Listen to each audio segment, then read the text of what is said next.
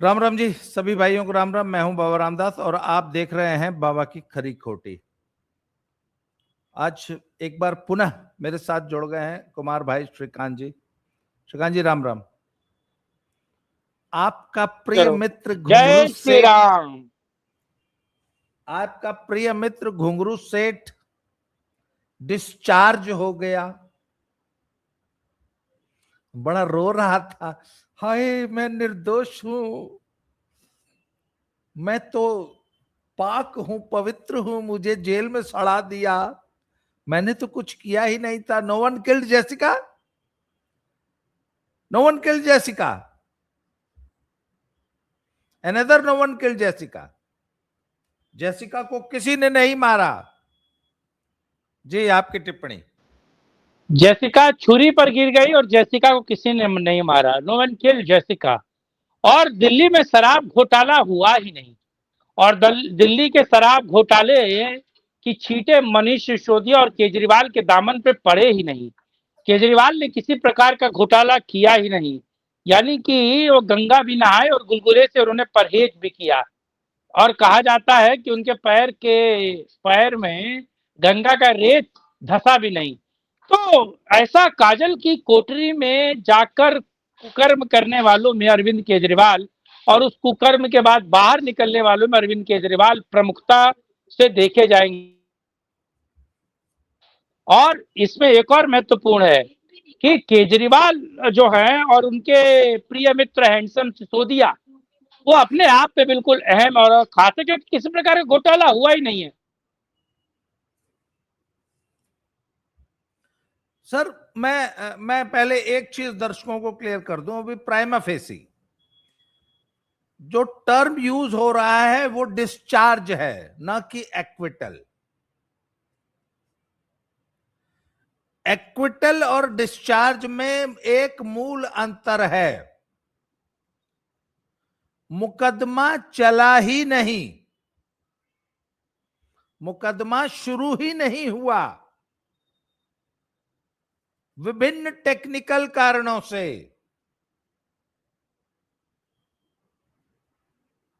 इसलिए उसने बोला क्या है, कायदे से करके लाओ।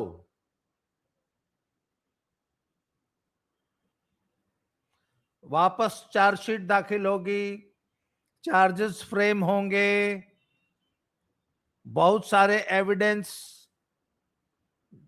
दोबारा आएंगे, इस मुकदमे को दोबारा शुरू किया जा सकता है। मुकदमा खत्म नहीं हुआ है। मुकदमा चलने के बाद, सारे गवाहों के बयान सुनने के बाद, जिरह सुनने के बाद, क्रॉस एग्जामिनेशन के बाद, सब कुछ के बाद यदि जज ने बोल दिया होता कि नहीं केजरीवाल निर्दोष है, तो उसे एक्विटल कहा जाता है, न कि डिस्चार्ज।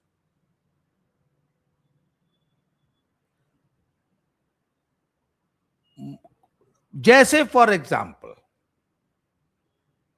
आपकी पत्नी थाली सजा के लाई, आपने बोल दिया अरे क्या यार तुमको पता है ना हम पूड़ी नहीं खाते हैं, ए यार तुम जानती हो ना, क्या हाँ तुमको पता है ना हम चुपड़ी हुई रोटी नहीं खाते हैं, हे आज मंगलवार है नहीं क्या बना दी हो, अरे सॉरी सॉरी मैं तो भूल गई आज मंगलवार है।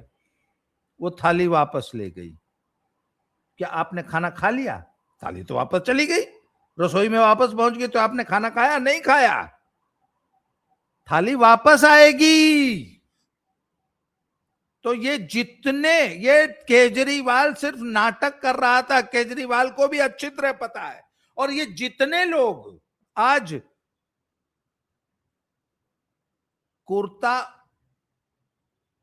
पिछवाड़े पे जो गुलाल पोंछ के डांस होता है, वो जानते हैं कैसे होता है?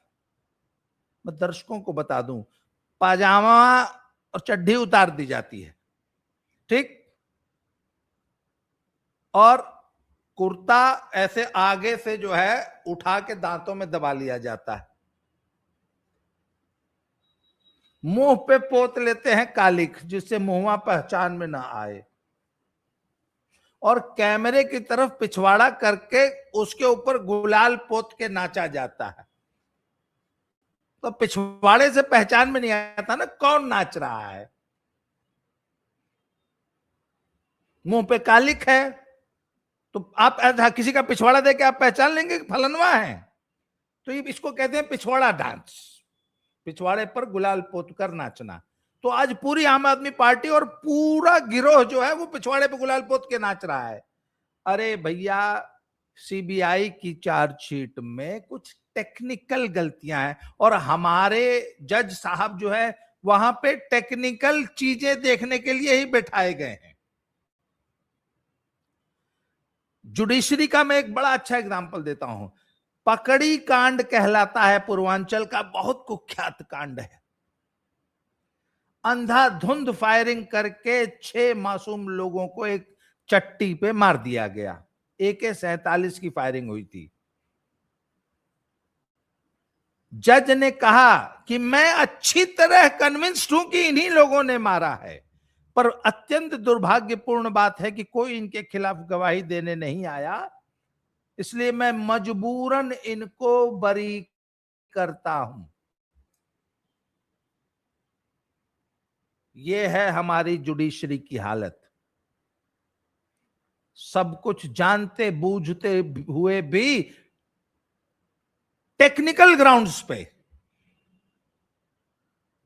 अपराधी जो है वो छूट जाते हैं, क्योंकि कानून इतना पेचीदा बनाया गया है, इतना पेचीदा बनाया गया है।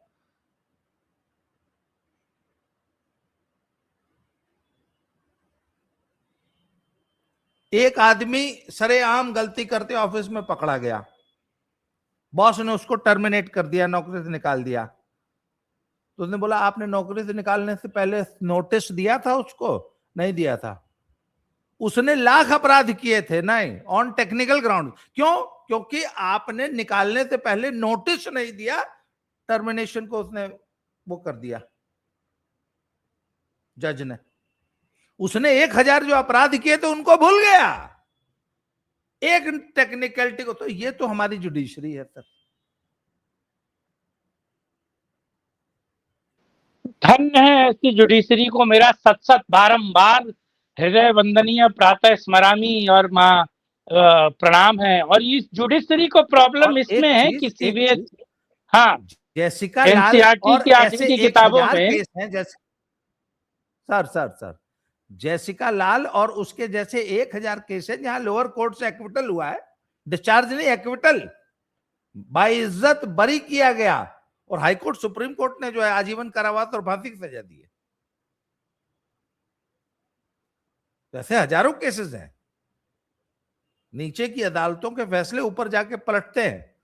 और ये तो मुकदमा चला ही नहीं, इस मुकदमे को अभी आप देख लीजिएगा, कल सीबीआई का बयान आने दीजिए कि कुछ टेक्निकल ग्राउंड्स थे, वो टेक्निकल ग्राउंड हमने दूर कर दिए। आपने अगर चार्जशीट दाखिल की, उस पर किसी एक पेज पे अगर साइन छूट गया है, एक पे 1000 आपने साइन किए हैं, एक पेज पे छूट गया, जज साहब के लिए इतना ही बहुत है।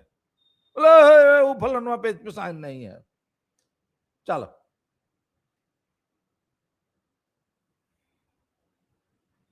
एक छोटी सी ये टाइपिंग कानून एरर की हो जाती है। बारीकियां हैं।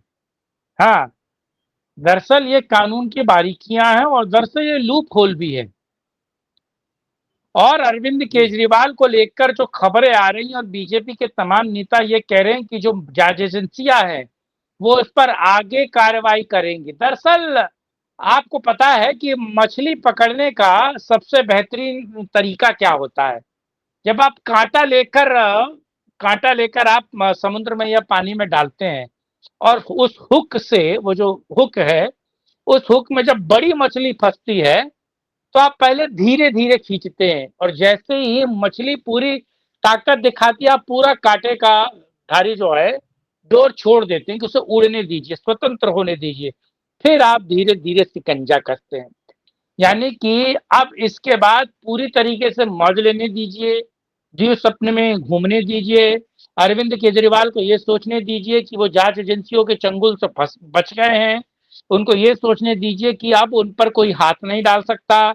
उनको या वो मनीष हैंडसम सिसोदिया को ये सोचने दिए कि उनके साथ अब कभी बुरा नहीं हो सकता। और जब जैसे ही आपके दिमाग में ये ख्याल आता है कि साहब आप तो कालजयी हैं, आपके साथ तो कुछ होगा नहीं, आपको तो कानून के हाथ पकड़ नहीं सकते, आपसे बात नहीं कर सकते, आप जेल के सलाखों के पीछे जा नहीं सकते, वही वही जब नहीं कहा नहीं, जाता है कि वक्त बुरा होता है। हाँ, उसका एक कारण है।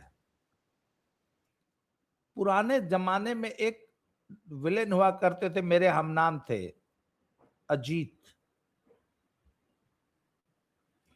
उनका एक बड़ा फेवरेट डायलॉग था। उनके साथ एक मोना डार्लिंग हुआ करती थी। तो वो मोना डार्लिंग से, और एक उनका चमचा होता था रॉबर्ट। तो वो जब हीरो को पकड़ लेते थे तो बोलते थे कि रॉबर्ट, इसको लिक्विड ऑक्सीजन में डाल दो, लिक्विड इसको जीने नहीं देगी और ऑक्सीजन इसको मरने नहीं देगी। तो सर ये मोदी और बीजेपी जो है ना, ये केजरीवाल की आम आदमी पार्टी को लिक्विड ऑक्सीजन में डाल के रखती है। उन्होंने न तो केजरीवाल और इसकी आम आदमी पार्टी को मारना है, न जिंदा रखना है। क्यों? कारण समझ लीजिए। आम आदमी पार्टी का असल में नुकसान किसको हुआ, आप मुझे बताइए।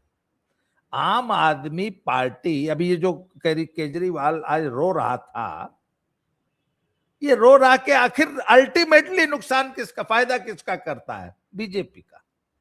नुकसान किसका करता है? कांग्रेस। कांग्रेस का। हाँ, हाँ, केजरीवाल काल है किसका? कांग्रेस का। पंजाब में कांग्रेस को हराया ना, बीजेपी का क्या उखाड़ लिया पंजाब में?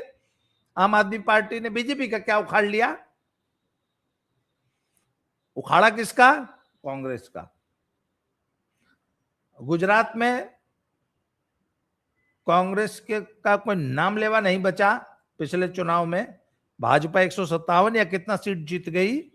जो भाजपा इससे पिछले चुनाव में मुश्किल से 100 सीट जीती थी, इस बार 157 सीट जीती। 99 पे आके अटक गई थी पिछले चुनाव में। तो कांग्रेस का सत्यानाश किसने किया? केजरीवाल ने। उत्तराखंड में, घुंगरू हिमाचल में, घुंगरू सेठ। गोवा में, हरियाणा हाँ, में, ऐसे कम से कम 5-6 स्टेट हैं जहां आम आदमी पार्टी कांग्रेस की लुटिया डुबो देती है। तो ऐसी पार्टी को क्यों बीजेपी खत्म करना चाहेगी सर? एक बार बताओ, आज जो हिमाचल में कांग्रेस की सरकार है ना, ये नड्डा साहब की जजमेंट की गलती है कि इन्होंने क्या किया था, हिमाचल में आम आदमी पार्टी की पूरी इकाई का ही भाजपा में विलय कर लिया।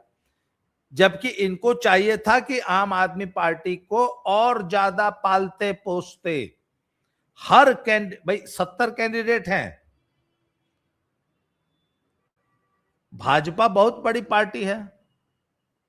हर कैंडिडेट को, नड्डा साहब को चाहिए था कि 5 करोड़ रुपया अपने पास से देते और कहते बेटा खूब मजबूती से चुनाव लड़ो। तो हर सीट पर यदि 2000 वोट काटती ना आम आदमी पार्टी, 2000, सिर्फ हिमाचल में हर सीट पर सिर्फ 2000 वोट अगर काटेगी, कांग्रेस का सुपड़ा साफ हो जाएगा। 2000 वोट इधर से इधर अगर हो जाए हर सीट पे, तो कम से कम 10 सीट कांग्रेस हारती है। तो बीजेपी ऐसी पार्टी को क्यों मिटाना चाहेगी? तो बीजेपी क्या है, रह रह के जानबूझ के कांग्रेस को, सॉरी, आम आदमी पार्टी को संजीवनी देती रहती है कि बेटा तुम, अब पुराने जमाने में हमारी बुजुर्ग माताएं दादियां क्या आशीर्वाद की, खूब बनल रहा। बच्चों को क्या आशीर्वाद दिया जाता है? बनल रहा बेटा, बढ़ के तत् हो जा, हाँ? जिया बचवा जिया, यही बोलती थी ना। तो जिया आम आदमी जागो, पार्टी को, हाँ, जिया बचवा जिया जिया, जागो। बनल रहा। हाँ, हाँ है, पर कितना बड़ा होना है, खाली इतना बड़ा कि 2-3 हजार वोट काट लेता है। अच्छा, तो इसको कहा जाए वो जो ब्रीडिंग वाले पक्षी होते हैं, जो ब्रीड कराने के लिए पाले जाते हैं, आपको पता है उनके केवल पर को कुतर दिया जाता है, परों को कुतर दिया जाता है ताकि वो ब्रीड तो करते रहे पर वो उड़कर कहीं नहीं जा सके। कहने का ये मतलब है कि अरविंद केजरीवाल को उसका बधियाकरण कर दिया गया है, अगर दूसरे शब्दों में कहूं तो। आपने एक बार कहानी सुनाई थी कि गांव में वो जो कुकुर सब होता है और उसके टेंटिकल्स कैसे काट कर उसी को खिला दिया जाता है और उसको भेड़ के बाल से सिल दिया जाता है। तो मुझे लगता है कि वही हो गया है क्या केजरीवाल का। बिल्कुल ना उद्धव के बिल्कुल। पास जा सकते हैं ना माधव के पास रह सकते हैं। केजरीवाल को बीजेपी अभी सूंघनी सूंघा दी है, ये सांस लेने लगेगा, थोड़ी देर बाद फिर हाँ घुमा देगी, फिर सूंघा देगी सूंघनी, फिर वो जीत जाएगा, फिर उसको हाँ एक चप्पल मारेगी तो फिर वैसे डुलमुला जाएगा। केजरीवाल को ऐसे ही रखेगी बीजेपी, ना मारेगी ना हाँ। जिंदा रहने देगी। बस जिन जिन स्टेट्स में वो कांग्रेस को नुकसान पहुंचाने की स्थिति में है, उन स्टेट्स में हम्म केजरीवाल को जिंदा रखो। हम्म। पंजाब में इस गुजरात। बार आम आदमी पार्टी, सुनिए, पंजाब में इस बार आम आदमी पार्टी को हारना है, पर कांग्रेस को नहीं हम्म। जीतने देना है।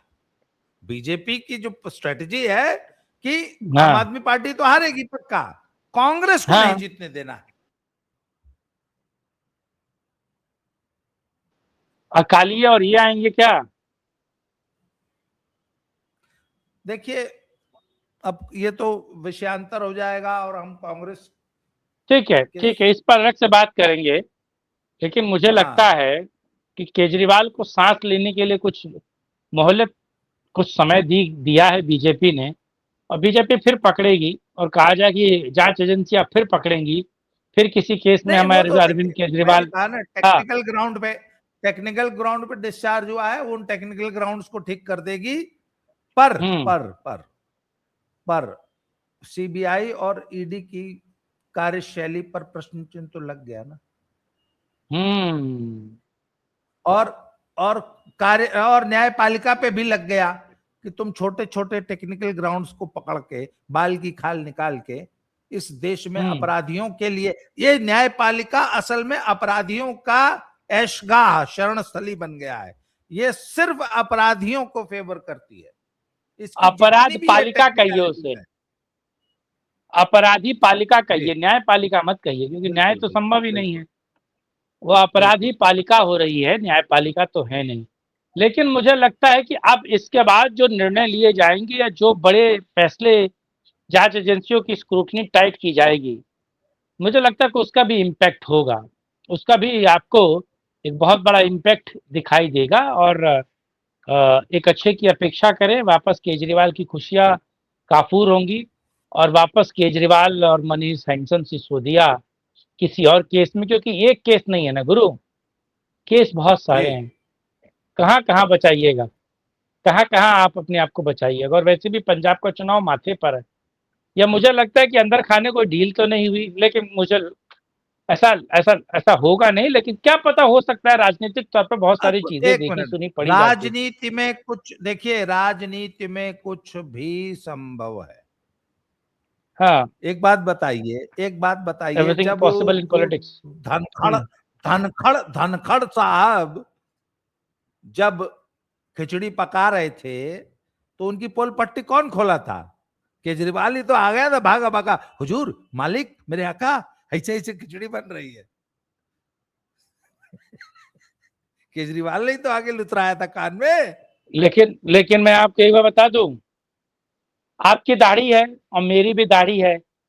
धनखड़ साहब कह रहे हैं, आज उनका मैंने बयान सुना कि मुझे दाढ़ी वालों से डर लगता है। आपको पता है, ये धनखड़ साहब ने बोला है। उन्होंने बोला है कि मुझे दाढ़ी वालों से डर लगता है, मैं दाढ़ी वालों से नहीं, दूर रहता हूँ। तो केजरीवाल दाढ़ी तो एक मिनट, पंत प्रधान की भी है। धनखड़ धनखड़ साहब मुछ मुंडे हैं और क्लीन शेव है ना। हाँ हाँ तो दाढ़ी वालों के साथ एक दिक्कत होती है, दाढ़ी वाले जब चुम्मा लेते हैं तो दाढ़ी चुभती है। अक्सर दाढ़ी वालों के साथ ये शिकायत होती है।